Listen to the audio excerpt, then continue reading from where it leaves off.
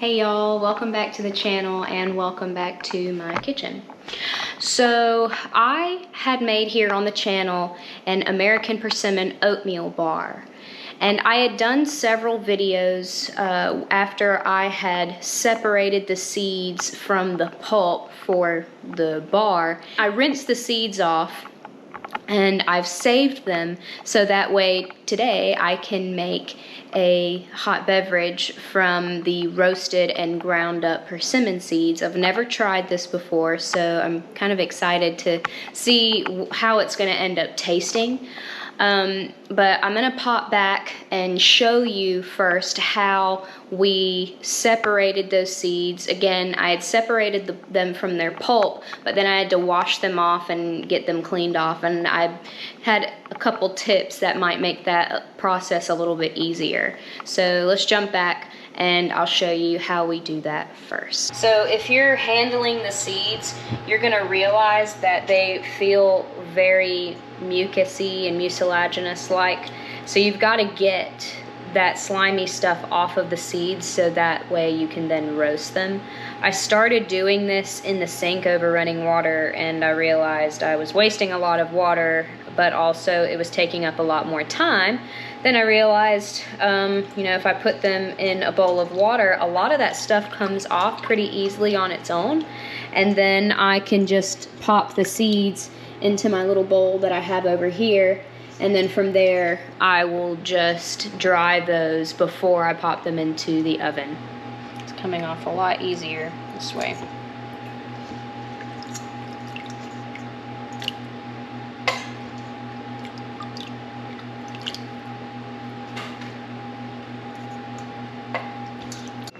So this is now what the seeds ended up looking like after they had been peeled off of that little kind of sack that they had, and now they're just sitting out and dried. I just set them out on a plate, and they've been out for a couple days now, and they're completely bone dry now. And I have my oven set to 350 degrees. From there, we're gonna pop them in on a baking sheet for about 20 to 30 minutes. Figure I'd put them on a sheet of parchment instead of the bare pan. Couldn't hurt, right? There were honestly a lot more seeds to have saved from the persimmons that I did the other day.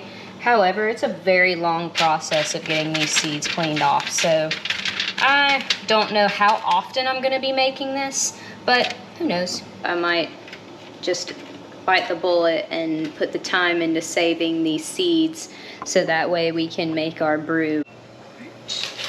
About to pop these in. We've got our timer set for 20 minutes. It did say 20 to 30 minutes. We'll start with 20. We'll check on them, and so my oven runs a little hot. Hey, I had to change my shirt. It was getting a little hot in here. But I just checked on the seeds, and they look like they might actually be done sooner. It's only been 15 minutes since I put them in, and they're starting to look a little, I don't know, almost charred. So I think I'm gonna go ahead and take them out. So we'll let those cool, and then I will pop them into my coffee grinder once they're a little cooled. So I'm wondering if maybe next time if I roast these, I should wrap them in aluminum foil. The article I read about making this brew, after roasting them, they should have this kind of golden shimmery look to them. Mine are a dark brown.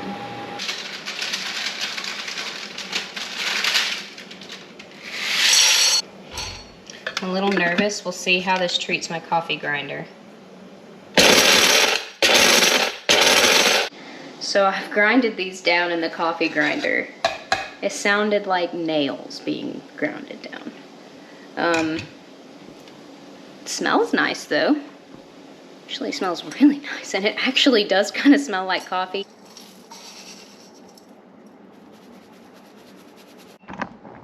I've actually got a good bit left of my whole ground, so I'm gonna try and grind it down one more time really quickly. The recipe calls for about 1 tablespoon of the powder for 1 cup of water, and they say that creates 2 servings. Since it is a coffee alternative, I'd like to be able to taste it and see what it would be like with some heavy cream and sweetener added to it. But I will taste it first and see what it tastes like without creamer added to it. I'm going to use a little bit of coconut sugar. I'm going to let them steep in some water for about 10 minutes, and then I'll strain it out through this. We don't actually have any coffee filters, so I just did a little makeshift filter with some layered up cheesecloth.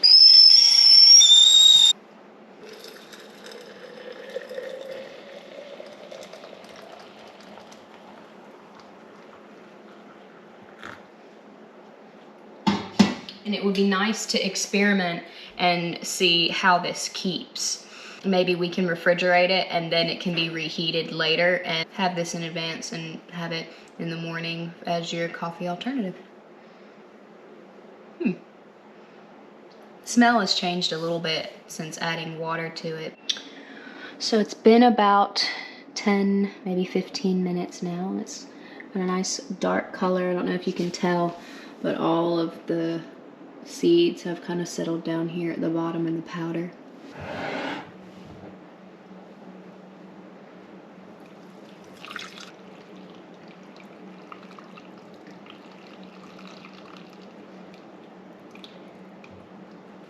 All right, most of it stayed down here anyway, so ended up working out quite well.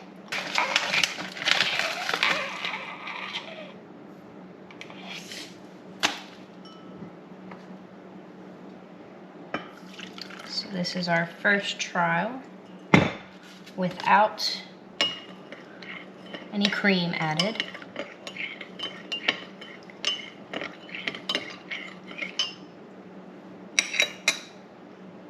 And here we go.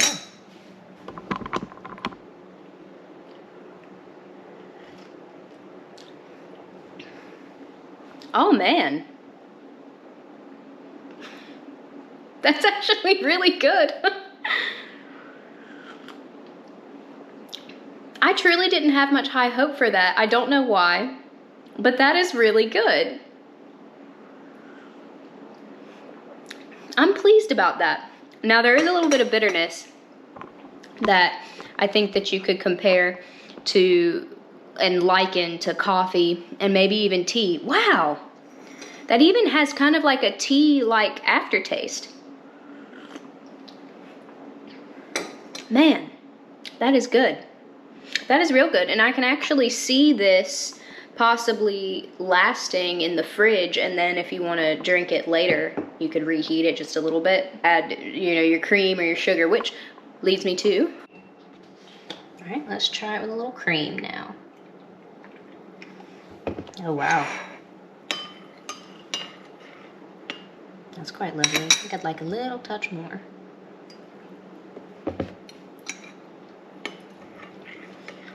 All right, let's check it out. Oh wow, that's pretty. Homogenized really well.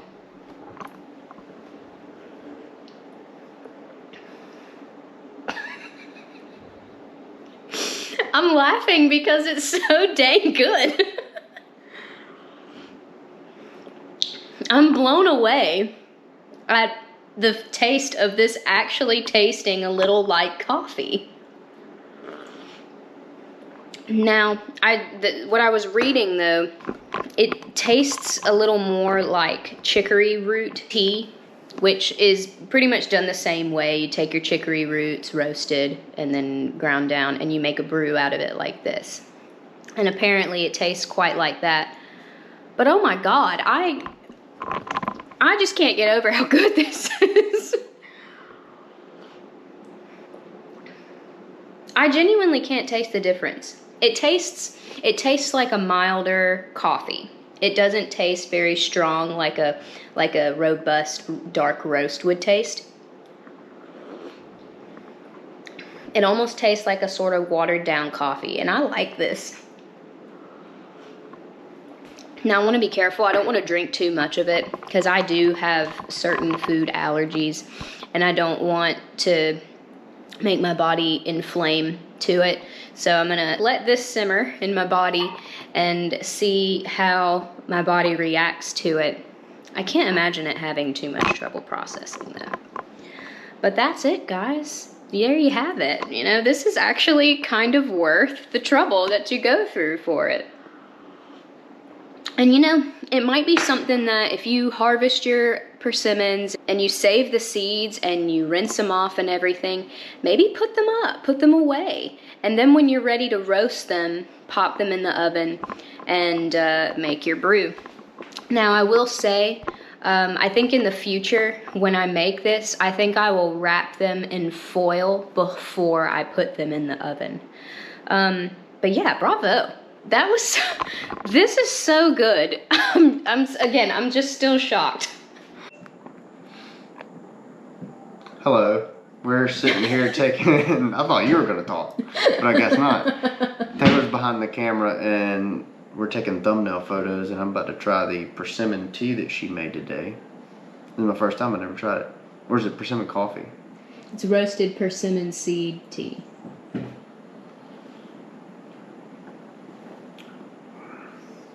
That's really good.